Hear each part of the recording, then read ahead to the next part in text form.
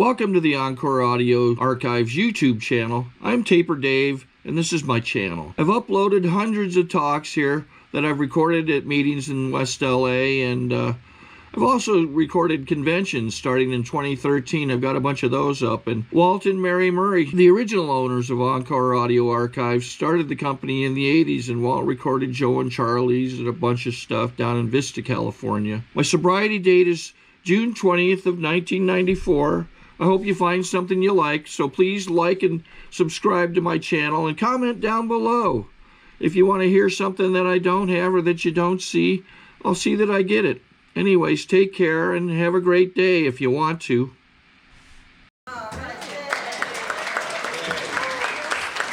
Thank you. Thank you, everyone. My name is Kay Brewster, and I'm a grateful member of Al-Anon. First of all, so that I don't forget, I want to thank Joyce and her committee for pulling my name out of the hat. This gets to be my turn. I hope no one is expecting to hear anything really soundly profound tonight, because we carry a cumulative message here. Tonight happens to be my time, but tomorrow night will be your turn. And that's the way this deal works. However, I did think that it was quite nice that the theme of the meeting, Let It Begin With Me, was the name of this meeting. And so we're going to begin. You're looking at me, so let's get started. I was not brought, excuse me, I was not brought to Al-Anon. I did not come automatically to Al-Anon. I was brought to Al-Anon by a young lady who I ran into as our living problems increased, and she got herself to AA and got sober, and she remembered me. So I'm here from the gate by God's grace. I am to be nowhere else. I understand that tonight. I want to say hi to Sally and welcome Sally tonight. It's wonderful having her here, and I knew Sally before she got to Al-Anon. I remember Sally chasing her beloved husband, Keith, around the streets of Bakersfield long before he got to AA or Sally was to Al-Anon. And when I was new, I had met up with some guy, and he was on his way to the conference in Bakersfield. And he said, "Would you like to come along?" And I said, "Sure." So I got in the car, and we drove up, and we went to the Al-Anon luncheon. But before the luncheon, there was a little bit of entertainment. Clancy was on the piano, and Keith and Sally were singing. And as a newcomer, I sat in that room and thinking, that couple looks awfully familiar. I wonder who they are. As I kept coming back, I realized that I had seen them before on the streets of Bakersfield. So I'm so delighted, Sally. You know, one of the byproducts of having been around for a long time, and I was told in the very beginning that time didn't mean anything, that a number was a number, and it should always remain just a number. But another byproduct of spending time here in recovery is that we're in the business of making memories. And as I look down at Sally, it's been a long journey, Sally. And I'm so delighted that you broke the way and that you're still here. You've set a fine example, a very courageous example. We love you very much. Glad to see you here tonight.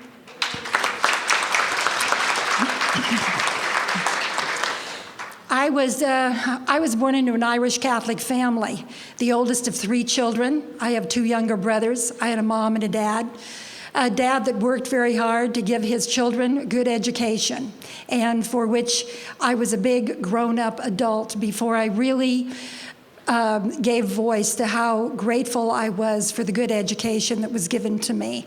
I didn't apply it, but it was there for me. I was given a huge opportunity as a youngster going through school. I graduated from high school only by the grace of God, went to a little junior college, went there not to learn anything, but I went there to find a husband. And I didn't ever have a problem picking a man. I just had a problem staying with them or them staying with me. Somehow it was about the commitment thing. But in the beginning, I could always pick them. And I always made very, very good choices. And I found this guy in Spanish class, and he was tall, and he had a fast car. And I was quite impressed. I was quite impressed with his car, and this was a little valley town. It was Bakersfield, so after I made an emotional investment in him long before I had even introduced myself to him. There are some in the room that might identify with that, you know. I wasn't afraid of any competition. I just thought, well, that one looks good.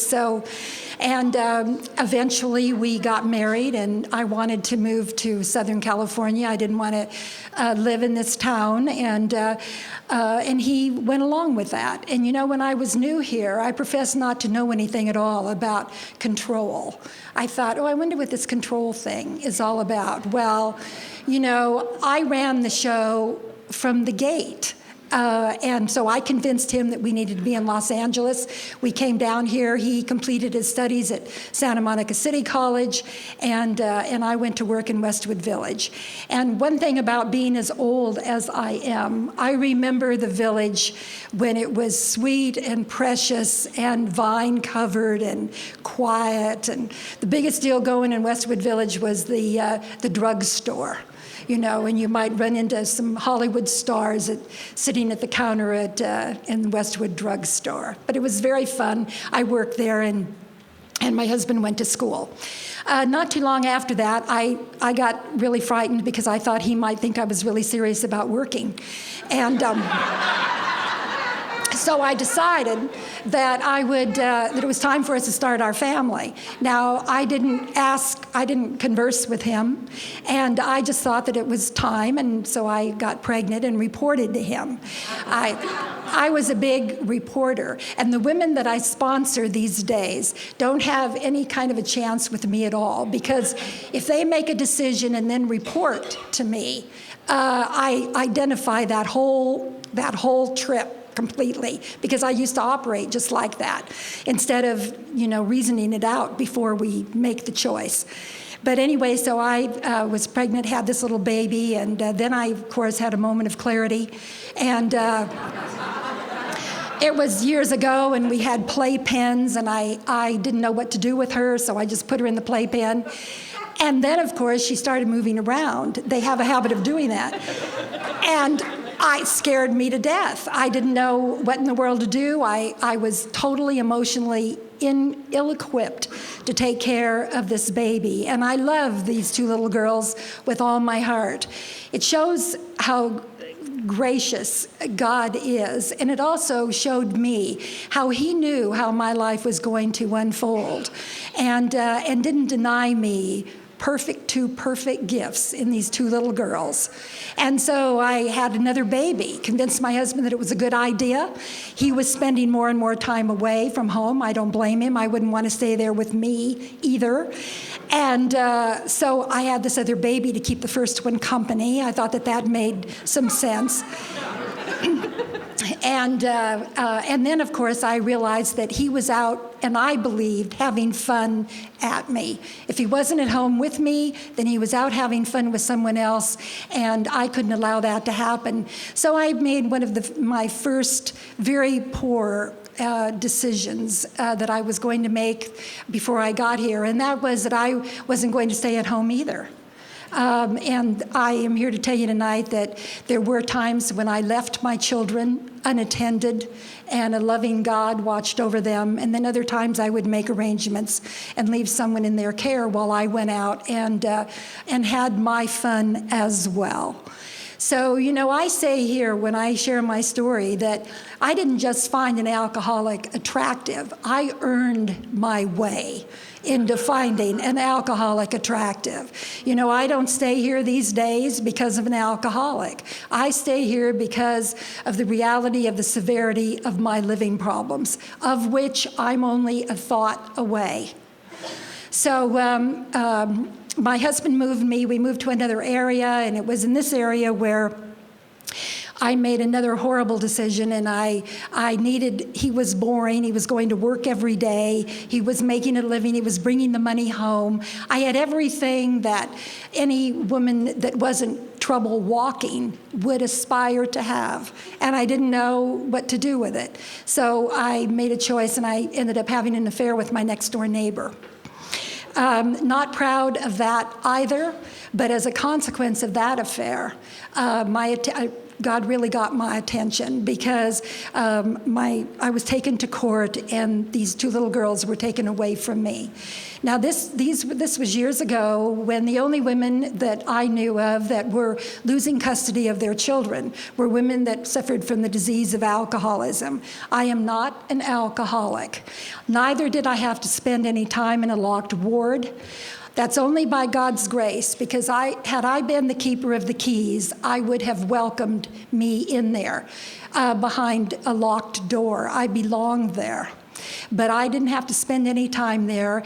After I was beat during this period of time as well, and I almost lost my life. My mother wanted me to come north to live with her, and I insisted that I stay in Southern California, and I did. And she gave me some money, and I moved into an apartment house, and I was taking money at this time from people to help me, because I wasn't working. I didn't really want to work. I wanted to find somebody to take care of me, and I was taking money from people, promising to pay them back, but knowing in my heart that I wasn't going to pay them back. I took money from my folks as well, until my mother just put a stop to that. And I remember going to my mother and dad's home one night and asking for money. I was in a terrible position, and she said, no, there'll be no more money. There'll be no more money. And I'm so grateful to my mom. Now, my mom was not a member of Al-Anon, but my mother had a very strong, workable faith. She believed in God, and she believed that God would watch over me. She knew that I was a taker long before I was a taker, and she put the stop to supporting me. So I came down here and went right over here to Sherman Oaks and got an apartment across the street from the park, and then proceeded to hide behind my drapes. I didn't pull the drapes back. I didn't look outside. I didn't want to look outside. There wasn't anything out there that seemed very interesting to me. I was terrified, totally paranoid and terrified. In this little apartment house right over here, I knew that money was going to run out. I knew that I was going to have to go to work. I didn't know whether I could work. I had nobody in the wings. But then one day, I just happened to go to the curtains, and I happened to peek out, and there across the courtyard was another just fine-looking man walking down the stairs, and he had a little individual igloo cooler and a book under his arm. And he was on his way to the pool. And of course, I could describe everything about him. He had white swim trunks on, and he kind of had a swagger, and I was impressed by all that stuff. All the surface stuff got my eye immediately. And he went on down to the pool, but I couldn't have told you back then, nor could I have told you when I was brought to Al-Anon, anything at all about me. But I could tell anybody everything about you. I think today they call that the disease, the ADD thing, where you can't focus on yourself or what's right in front of you, but you can give apt description of everything around you. So, but anyway, so he was on his way to the pool, and so I went out one night, and I only went out after dark. I didn't want to see you. I didn't want to talk to you. Yeah, I was not interested in anything you had to say. I had nothing to say to you either. But on the way to the trash can this night, this guy that I had seen was in the parking area, and he blocked my way a little bit, and I volunteered to stop. I thought, well, this is kind of interesting, and he asked me who I was, how long I'd lived there, and had some small talk, and he said, we're having a barbecue in the apartment tomorrow night, and why don't you come down? And I hadn't allowed myself to be talked to now in a while in a flirtatious way, so this was pleasing to me. And so I said, well, okay. So I went to the barbecue, and we shared conversation, and I found out the most important piece of information regarding him. He was a psychology major from Southern Illinois University. And I thought, oh my God, that's great. If I have any problems, I can just talk them out with him, you know. I don't have to pay. I mean, I thought that was just, you know, wonderful. And not too long after that, we went to Las Vegas and got married. He needed to be married almost as bad as I did. And so that also seemed like a gift from God. So off we went to Las Vegas, and kind of a fun story that it's important. It's kind of fun for you to hear, but it's important that I not forget. And that's why I tell this story. We were up on the mezzanine in a casino downtown Las Vegas a long time ago. And the Justice of the Peace would come down to the casino every other day and marry people. So you'd fill out a little application, and you'd go up on the mezzanine, and you'd get in line to get married. And so that's what we did. Now, I want to tell you about my outfit, because it's important that I remember that I used to dress this way. I stand about 5'7½", so I'm fairly tall. I was wearing very, very short dresses. It was in the years where, you know, they were so short that the underwear that you put on was the same pattern as the dress. So, I mean, it was quite short. So the minute that you ever hear me comment about anybody else's attire today, just remind me of this, will you? Anyway, I was running around town looking like that. And I had boots over my knees, and I had some gray mesh hose on, and I had chose this outfit, this top and skirt, and it was purple. Because I thought, well, on the inside, I felt like I probably should wear black. But black really wasn't appropriate for a wedding, so the next best color is dark purple. So that's how I came about. See, you're really grateful you didn't know me back then, huh? Anyway, so here I was, and I had a pink hat, and I mean, I was a sight. But I was in my place with him on the mezzanine, and we were in line, and I was talking to this woman, and I turned around to say something to include him in the conversation, and he was gone. Now, only those that are married to alcoholics know the stark fear that you have in the deepest part of your stomach when you turn and you've lost them. They're gone. So I asked the woman to hold my place in line. I did. I was focused enough to see that was done. And then I ran down through the casino to the bar, and I found him immediately. And he was standing there having a drink. And I said, "What are you doing?" And he said, "I'm having a drink." And I said, well, and he says, "Why?" And I said, "Well, we're getting married." And he said, "Well, I needed a drink to get married." That seemed to make really good sense to me.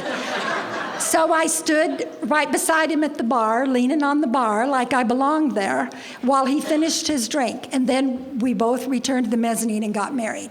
Came home into this apartment house, and he was a salesman and on the road a lot. And so this one night he was supposed to be up the coast somewhere, and I get a telephone call, and it's my husband. And he's in a terrible, terrible shape. And I said, "What's wrong?" And he said, "Oh my God." He said, "I'm up here in Ojai, and it was in the middle of the night." He said, "I took some clients to dinner," and he said, "I went to the bar," and he said, "Some guy just grabbed me by the front of my shirt and beat the hell out of me." And I said, "Oh my God, you've got to be kidding." He says, "No." And he says, and then, he said, "I went out, and I don't know, Kay, I'm not doing very well, and I can't find the car either." So I, as a good wife, now I really honestly do not remember whether he asked me to come or whether I volunteered. Probably the latter. But I said, "I'll be right there." Now, the call has come in Santa Monica. So, of course, I get up in the middle of the night, get in my car, drive up, go to Ojai. I'd never been to Ojai in my life. Found the dinner house, found him, and then took him. We found the car. I mean, this is not a story that you have not heard before. I mean, it's, GPS is one thing, but you get a potential Al-Anon behind the wheel, and you don't need that fancy equipment. I've been around long enough to remember dear Winnie Eddy, and Sally will remember this, and many more of us in the room, I'm sure. But Winnie used to say when she'd lose her husband, Lloyd John, she'd say, "I just put my head into the wind, and I've come up with him." And she had came to a meeting, and she was the very first Al-Anon speaker that I had ever heard. And I have never, ever forgotten that, because I thought, well, I totally identify with that. I never had to have directions, a map either. So here I am. So I found Jerry, so we found the car. And now the only thing I will share with you, the only thing that I really know about living with loving an alcoholic is that you must always keep them in the headlights. Always let them lead out of town. You follow. Do not trust them if they say, "Oh, well, you go on ahead, honey, I'll follow you." No. Put them in front. So he was in my headlights, and we're driving back down the Coast Highway. I'm getting sleepy now. And it's the middle of the night, and I'm thinking to myself, why am I up in the middle of the night? This is really not my problem. It was his problem. But I didn't spend much time with that, because that was way too much truth for me back then. So I just immediately dismissed that and thought this is what a loving, good wife does. And I took him home and bathed him and put him to bed. Now for a serious moment, that sick alcoholic that night said to me, "Kay, I didn't get into that trouble and keep you up all night and, to be mean. I'm sorry. I'm sorry that I was inconvenienced you so." And I want to remind everybody that, we love alcoholics. And that was the best that Jerry could do that night. And had I not received that the way that I did, with a humble heart, actually, because I knew that he was very grateful that I had come and gotten him and helped him. We need to be really cautious that we don't disregard any attempt in an alcoholic trying to explain that they did not drink Addis, that they didn't mean to get the family into trouble. I think sometimes people can be, really, what am I trying to say here? I think that they can just really dismiss that. "Oh, yeah, I've heard it. I think that more compassion, we need to operate with a little more compassion sometimes with the effort of the alcoholic as far as an apology is concerned.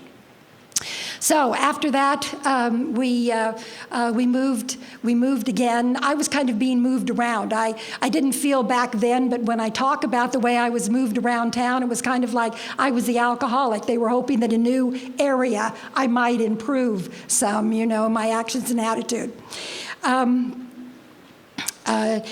We ended up at a party one night, and Jerry had promised me that he was going to behave. So I decided that I'd take him. And we went to this party, and the first thing that I noticed was everybody was jumping up off the couch. And I was talking to somebody over in the corner, and he had dropped a cigarette in the couch, and they were hunting the cigarette, and there was a little bit of a commotion. So I had my first conversation with him that night in the hallway, saying, I don't know what happened out there, but can you just tone it down, just behave yourself, and let's have a nice evening. He promised, and I believed him. We went to the table later in the evening and had dinner, and all of a sudden everybody is pushing back from the table, and they're picking up the ends of the tablecloths. He has reached across and spilled a couple of drinks, one in a lady's lap. Now I am infuriated. So now we have the second discussion in the hallway, and I told him, I said, this is all the "you're a bad boy" talk, and we know tonight that does not work. But back then I thought, if I look him in the eye, and of course that was very difficult with my husband back then, because the more he drank, he had one eye that would not cooperate. And when I would get his face in my hands like this, the little eye would kind of go off. One would be looking at me, but I couldn't count on the other one.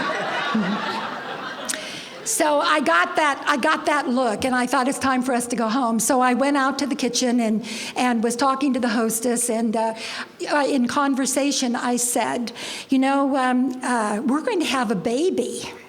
We're going to have a baby. She said, oh, that's so nice. I'm so excited that you're going to have a baby. And I said, yeah.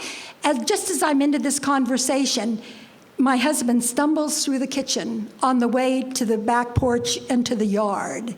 So at the conclusion of this party, we had a very meaningful conversation over the hood of the car out in the street in front of this party, where he said something that was absolutely full of truth for him. He said, Kay, I don't want to be a dad. I don't want to have children. I've never really wanted to have children. And that was new news to me, because I knew that in a week or so, or possibly sooner had I had the courage, I was going to get to tell him that I was already carrying our baby. I had already put that into action, and he was unaware of that. So I ended up having this baby. God was in his grace was good to us again. A third perfect baby girl was delivered. Now, he was staying away from home, drinking more and more, and because I was punishing not only the alcoholic, I thought, but I was also punishing myself by not bathing, not cleaning the house, not doing the dishes, doing the laundry. My laundry I would take from the dryer, throw it on the couch in the living room, and then go out and put another load in. I would fold it later, because he'd left all his beer cans and drinks all over on the mantle, on the hearth, on the table by his chair. He hadn't cleaned up, and if he wasn't going to clean up, neither was I. Now, this doesn't tell you anything new about the alcoholic, but it perfectly describes what happens to a person like me. So it was all retaliation. I cooked a meal every night, and whether he was there or not there. And if he was not there, I pushed the plates toward the center of the table. I left them out with the food to air dry on the plates, so that when I saw him, I would have the evidence to let him know that I had been doing my part. I thought that would add credence to what I was going to say to him, which was always, don't put up two fingers when I ask you how much you've had to drink. You weren't home here. Where's the money? Where's the paycheck? And now you give me that, because over here I've done all my part. And that's how sick and how continuous the slide can be for the sober member, how deeply affected we are. And my personal grooming, I hadn't groomed for years now, and I didn't see why there was any reason to. One night, I ran off to the grocery store, and it was dark, and I had no shoes on. My hair was very long. I had ceased to eat as well. I weighed about 85 pounds back then, and I had this little baby girl, and I was the personified victim in all aspects, and I thought that he would pay attention to that as well, and he was too busy drinking.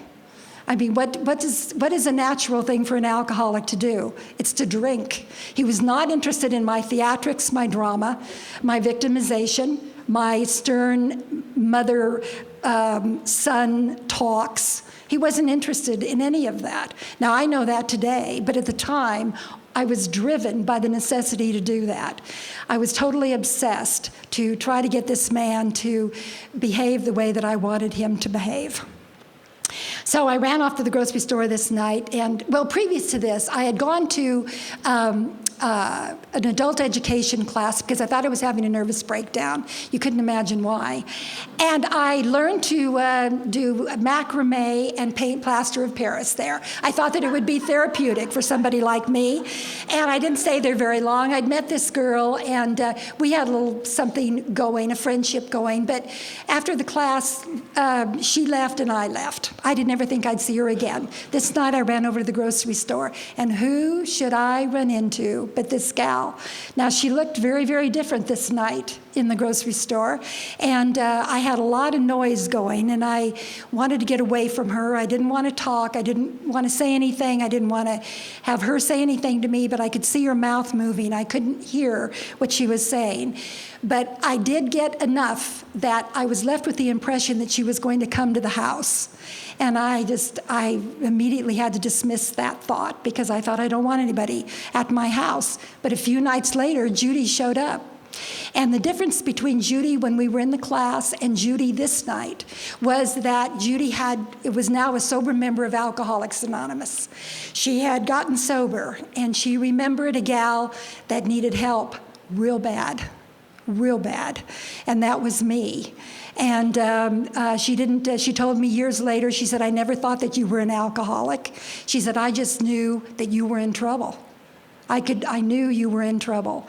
So, I was tapped by a loving God long before I gave voice to that power in my life, because God sent a sober member of AA to bring me to Al-Anon.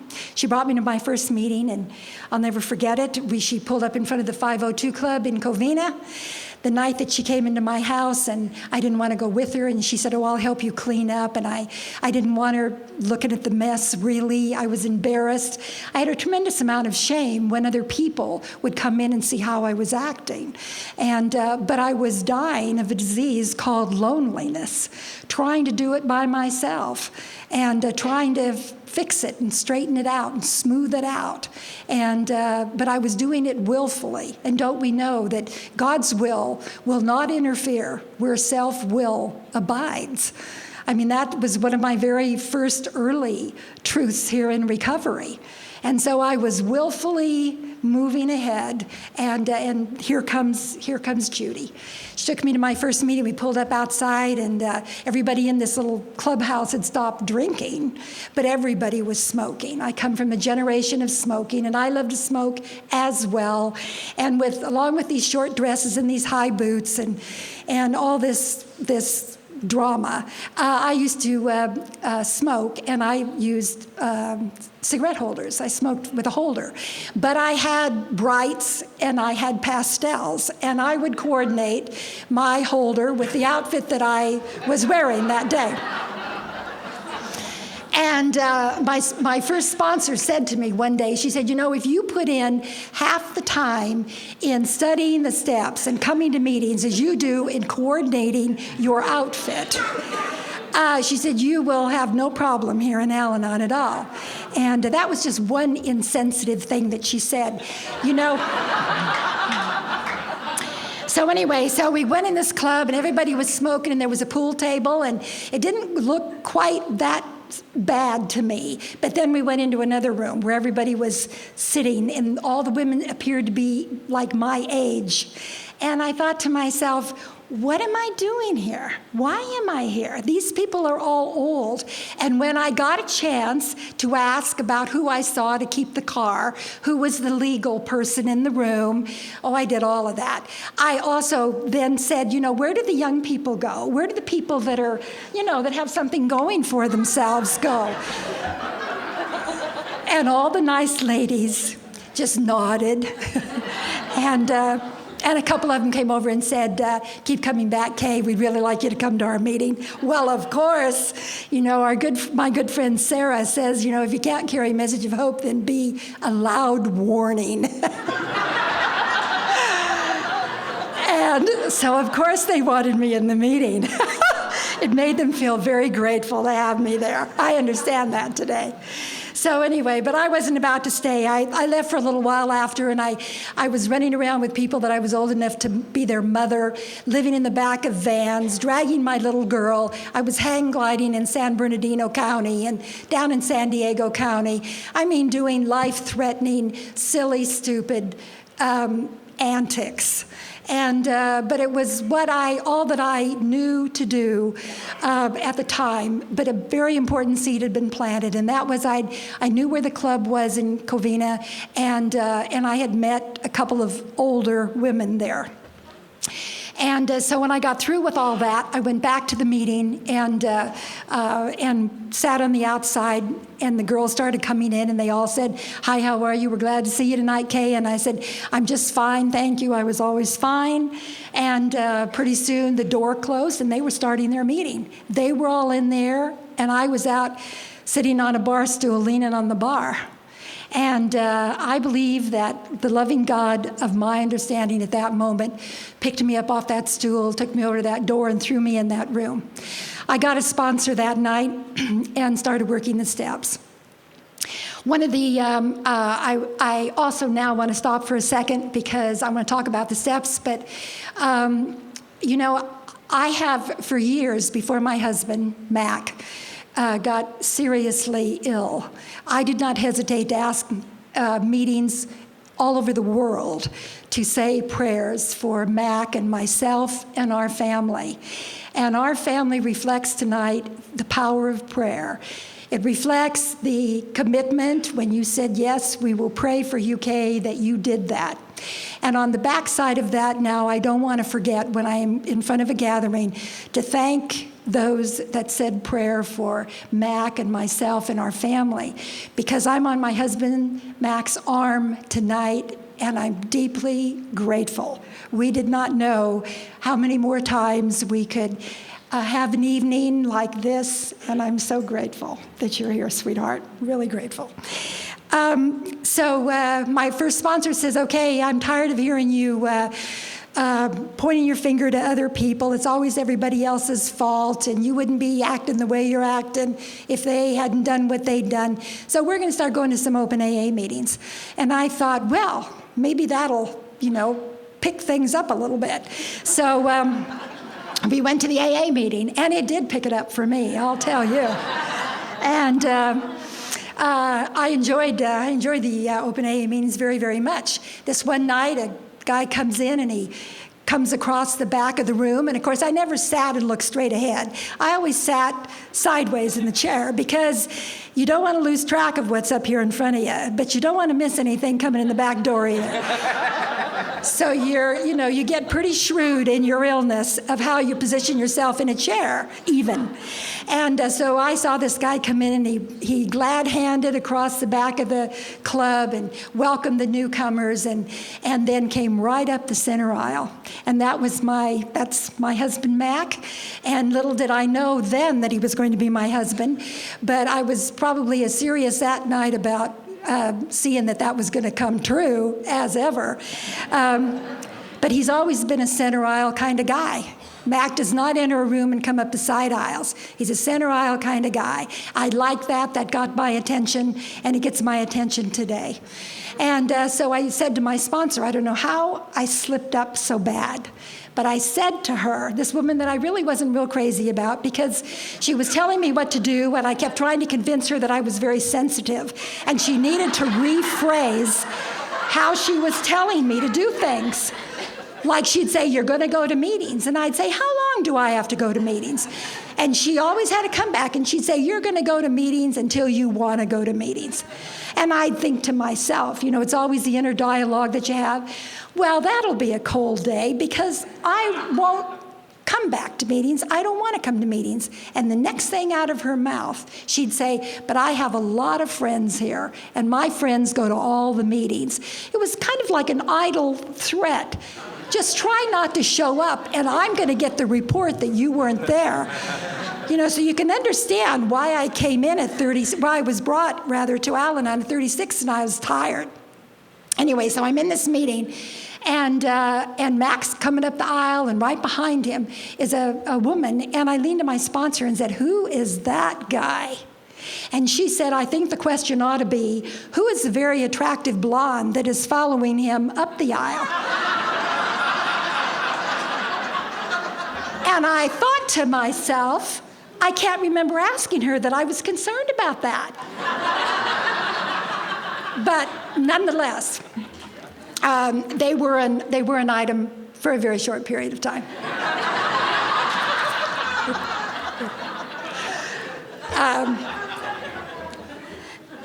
So after the meeting, we went to a little coffee shop. Like we used to do all the time. And I was sitting in the booth with another girl, and Mac is glad-handing from booth to booth. And he got to my booth, and I did the best flirting in about 2.5 minutes that you have ever seen in your life. I wish that it could have been recorded, because based upon that, I was leaving town and going up to live with my mother. I was going home to Mama. So I identify with members of AA that need to go home to mama. I did too for a period of time. But nonetheless, based upon that flirting, he rang me up before I was leaving town. He came over to help me pack my car. And based upon that, Mac, we communicated with one another. He asked me to come down. He had raised his family. He was through raising his family by that time. And I had a little 4-year-old daughter, Stephanie, with me. He opened his mind and heart with the help of members of Alcoholics Anonymous, stayed sober, and took on the raising of another little girl. And our daughter, Stephanie, is deeply grateful. She sees Mac as her real dad. She and her real father are estranged, have been estranged for quite some time. And she sees Mac as the only dad, her only dad. And I can't tell you how grateful I am to the members of AA.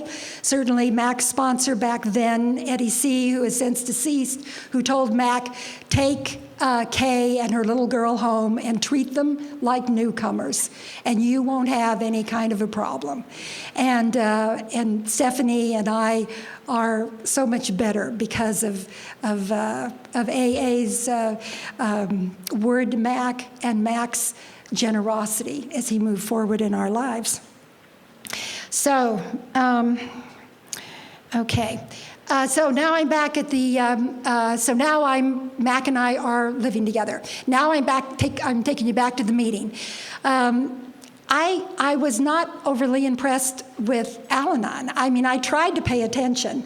I really did believe that probably there were some important things that you were saying, but I just couldn't quite get my mind around it. You didn't phrase like I did. You didn't use the same words as I.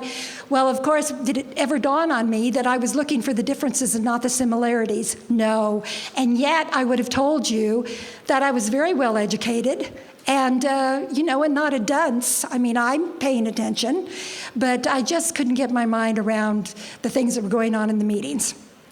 I'm going to open my book now. I don't know why I say this, because it isn't like I have any help up here. It's just that I'm going to refer to the steps, and I don't want to make a mistake.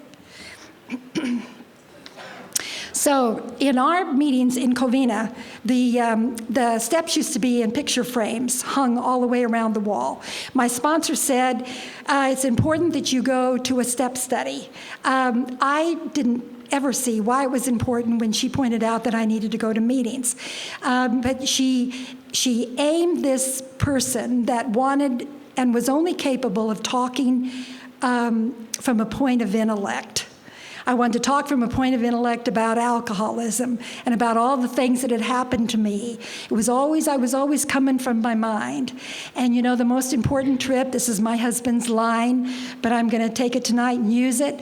The most important trip that we take here is about 14 inches from our head to our heart.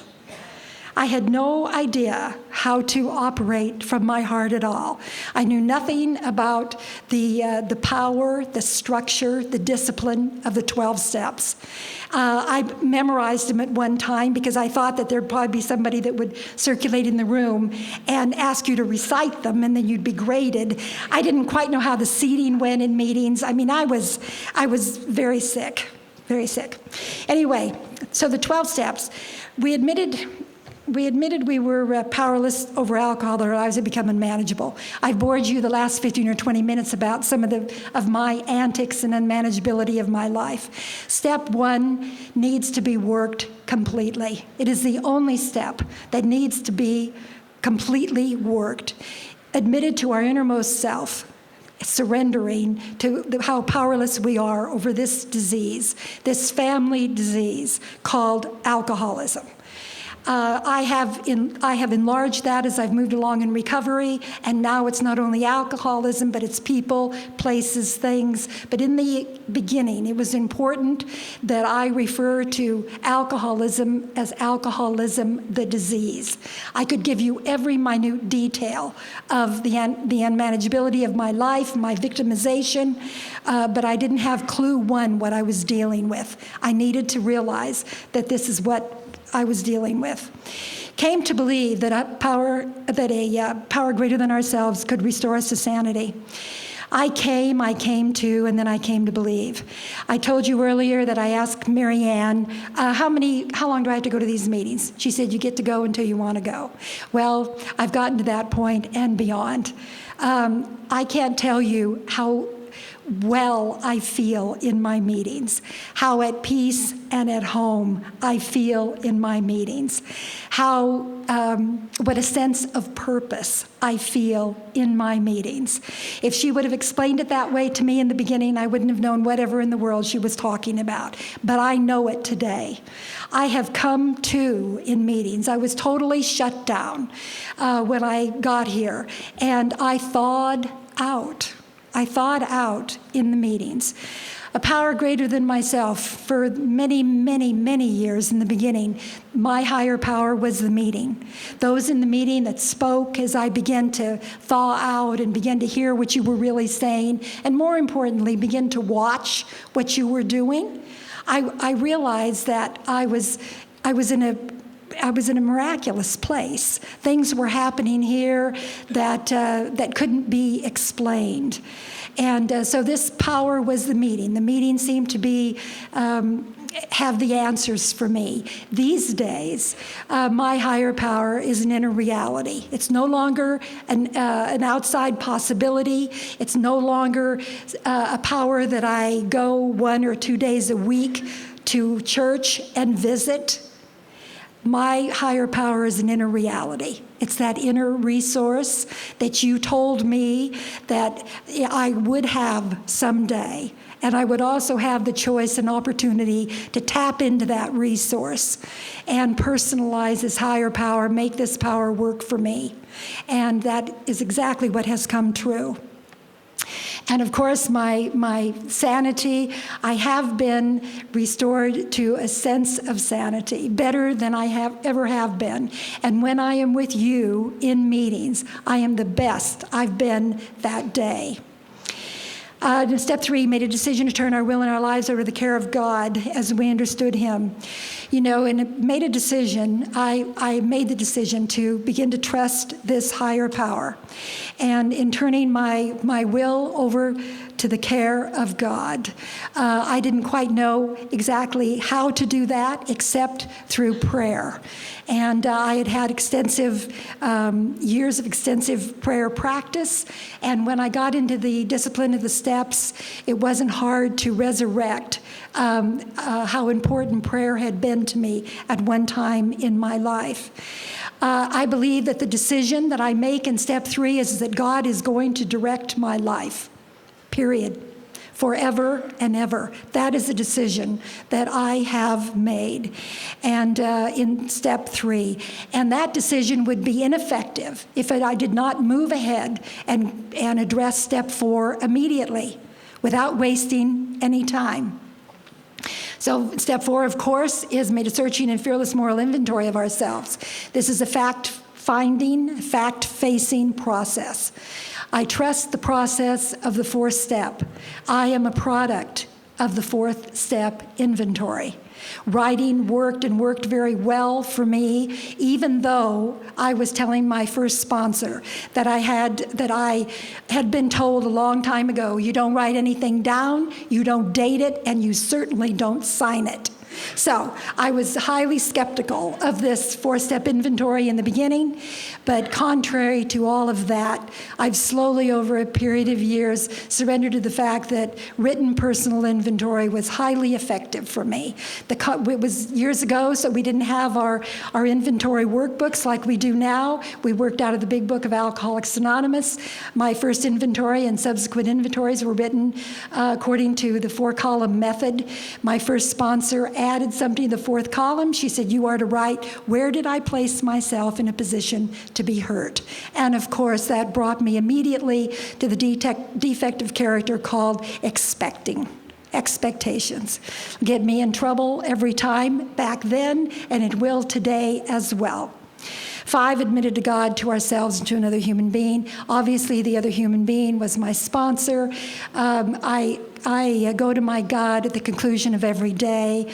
I did after my inventory, and that's become a daily practice for me as well. 6, we're entirely ready to have God remove all these defects of character. And because I look at 6 and 7 as companion steps, step 7 humbly asked Him to remove our shortcomings, not me or not the guy across the room. That is the concept of your higher power that is referred to in step 7. Step 6 is basically for me a readiness step. I'm bundling up my defects of character and getting them ready for disposal. That's what this step is all about. I have got to want to do things differently. I have got to be willing to take contrary action. My old ideas will give me the same sum total of misery and resentment and fear. It's a given that that's where I go back to. So I've got to be willing to practice something different. And so that's what step 6 is about. And of course, step 7, we have that beautiful, the 3rd step actually, and also the 7-step prayer out of the Big Book of Alcoholics Anonymous, asking God to remove the things that block this higher power, that block me from this higher power. I have got to ask Him to remove those things so that I can be more effective in my work. In step 8, made a list of all persons we had harmed and became willing to make amends to them all. I made the list. The list came basically from my 4-step inventory.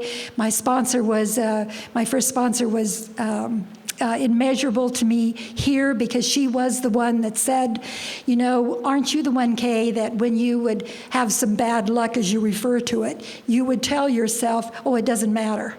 That doesn't matter. It doesn't matter that my mother and dad are more proud of my brothers than I because they began projects and ended projects, went to school as they were told, nice guys.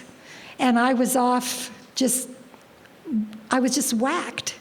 And so, you know, but I would tell myself, well, it doesn't make any difference. That first marriage, that doesn't make any difference. So who was being most mean to me most of the time?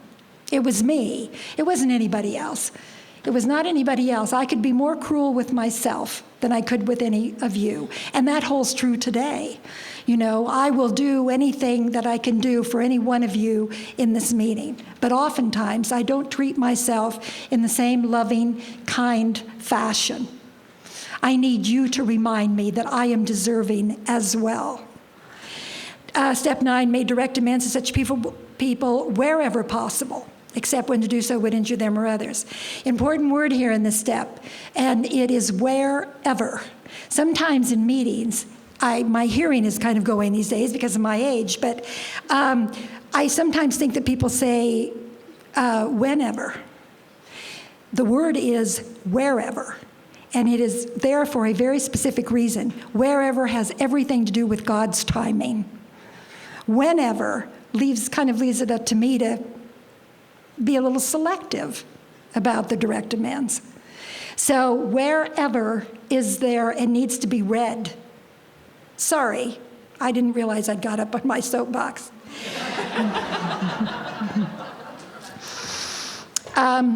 In making direct amends, a couple of months ago now, I lost my dad. My dad died. My dad was 93 years old when he died. And my dad lived his life exactly the way he wanted to live it. And I'm so happy for him that he did that. However, a lot has been revealed since his death. Sad things for me. I found out a lot of things about my father that I didn't necessarily know. And I was driven, I want to talk about the amends first. I was driven to make amends to my dad because I had written such lengthy inventory about him. I wanted to be everything to my dad. I was the only girl in the family. I wanted to be my daddy's little girl. I went into the same business as him. I set up the same career just like he did.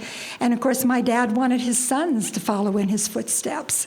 You know, he wasn't that impressed that his daughter was going out of her way, busting her butt to do everything to meet his approval and feel his love. And I know today, and I knew back when I made my amends, that no matter what my dad would have done back then, I could have never felt my dad's love because I was feeling no love back then. I was feeling no love. So it wouldn't have made any difference what he did or did not do. I could not receive love. And so I made my amends to my dad, and we embraced. And he told me, he says, you know, Katie, I can't imagine that you ever thought that I did not love you or wasn't proud of what your accomplishments and what you've done.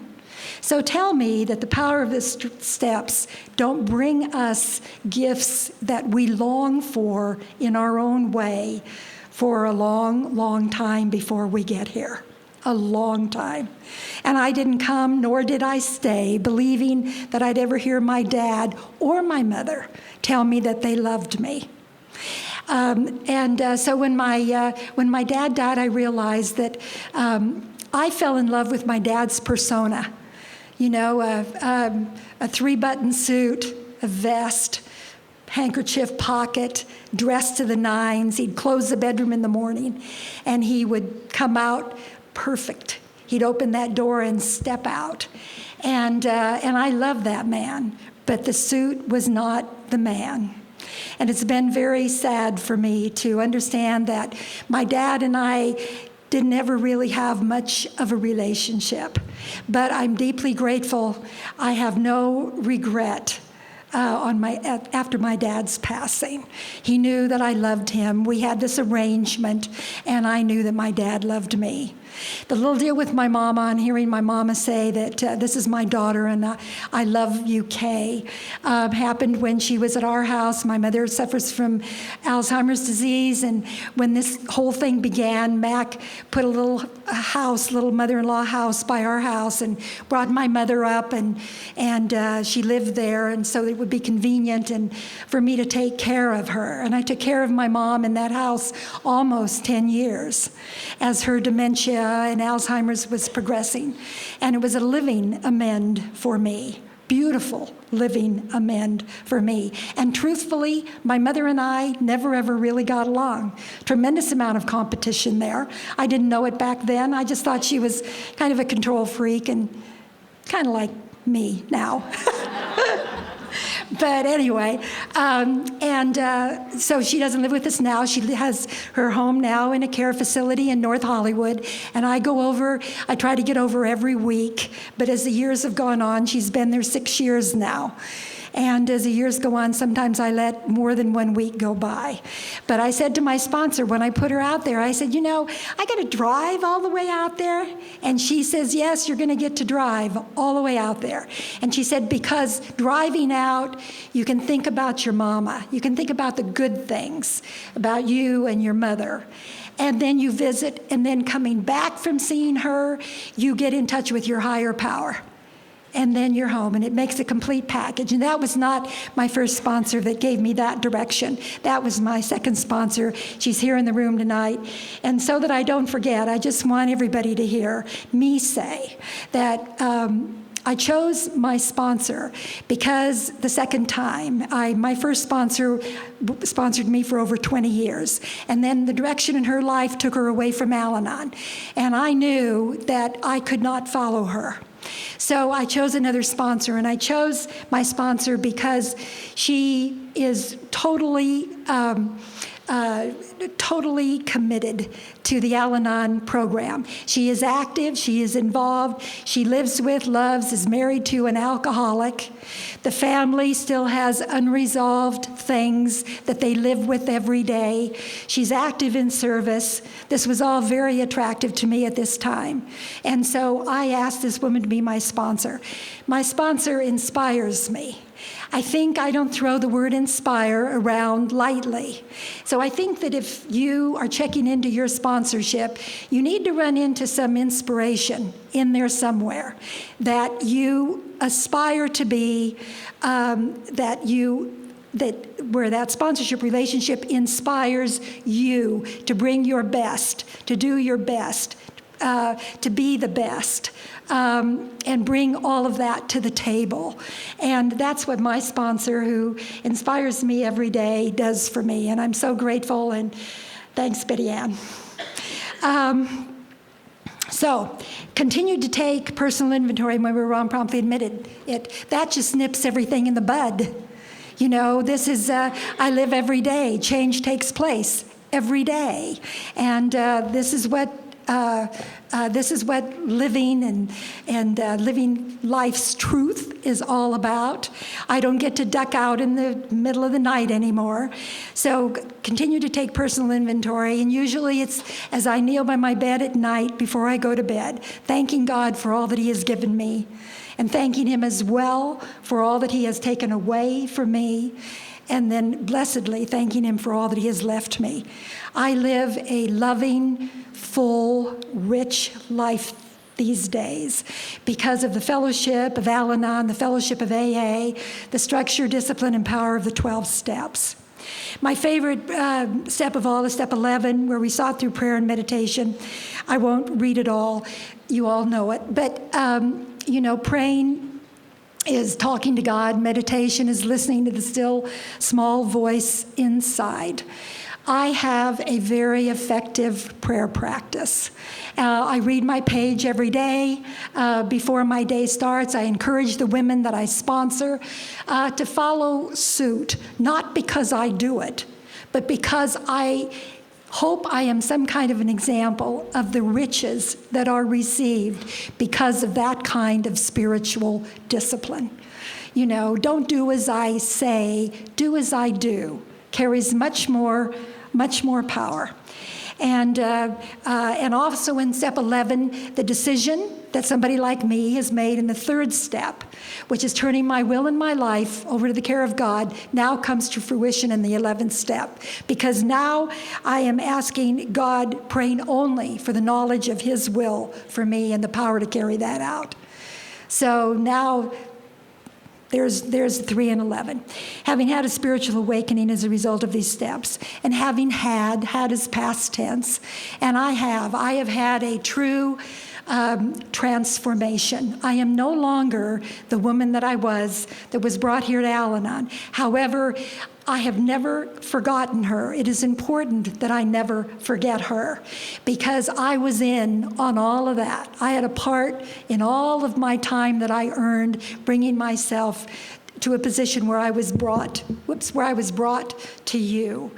I am so grateful for the opportunity to speak tonight, and I ask only that God continue to bless us all, as obviously he already has, one and all. Thank you very much.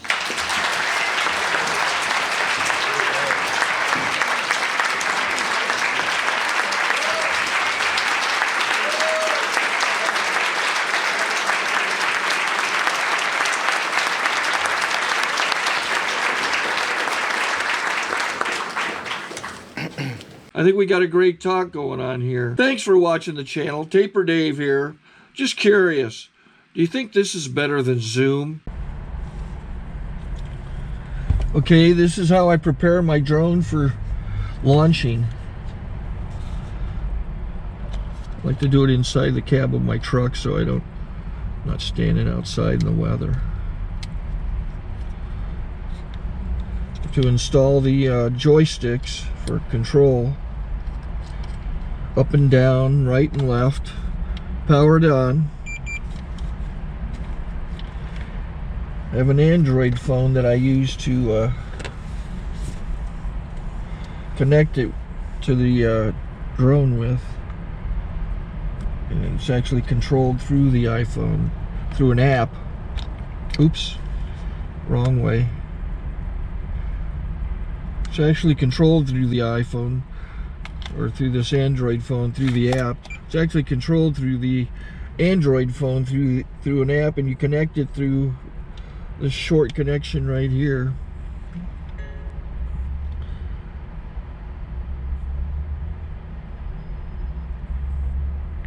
Remote control connected. Remote control's connected. So I pull out the drone. I have to extend the legs, long legs extended first, then the short legs. Remove the gimbal protector. Set that aside, then power it on one short burst, then one long burst. I lay it down. So I have to go to calibrate. So the drone's not connected yet. It shows you here as this drone gets disconnected, even though the remote's powered on. So the drone has to establish it's connected. So I go into the app to calibration mode. First I'll calibrate the remote controller. Start calibration. Out, in, oop, out, in, up, down, and then this little wheel is to control the gimbal. So it's calibrated. Go to gimbal calibration, start calibration, and then it calibrates the gimbal. I don't know if that shows up. The gimbal's moving all over the place. Changes, you can see it on the video. And I'm calibrated to take off. It's acquired 7 satellites at the moment. There are 26 satellites up in the sky, which it has to acquire before you can take off.